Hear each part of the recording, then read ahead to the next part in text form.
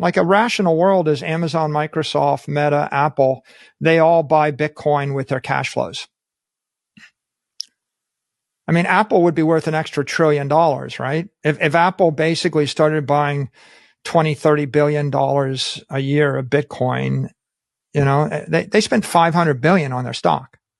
Where would Apple be if they bought 500 billion worth of Bitcoin right now? I mean, granted, it was over a 10-year time period, but if you look at that, right, how do you increase the market cap of Apple or Meta by $1 trillion? And the answer is you start to take your cash flows and your treasury, and then you buy a capital asset that's plus 40% a year instead of one that's minus 4% a year. And when that happens, you can see in our macro model, the equity market's going to look good, right? That's going to put a boost in the S&P and the NASDAQ and the Magnificent Seven.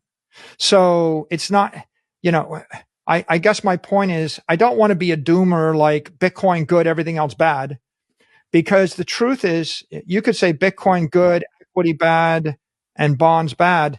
But if I actually back the bonds with Bitcoin, and if I back the currency with Bitcoin, and if I back the equity with Bitcoin, then they're all going up, right? So it's like just Bitcoin better, and everything else is actually going to grow.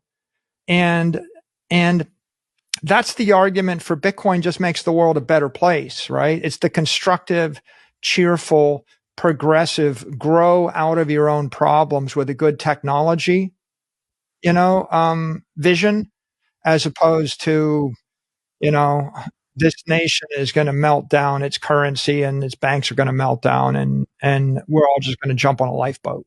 So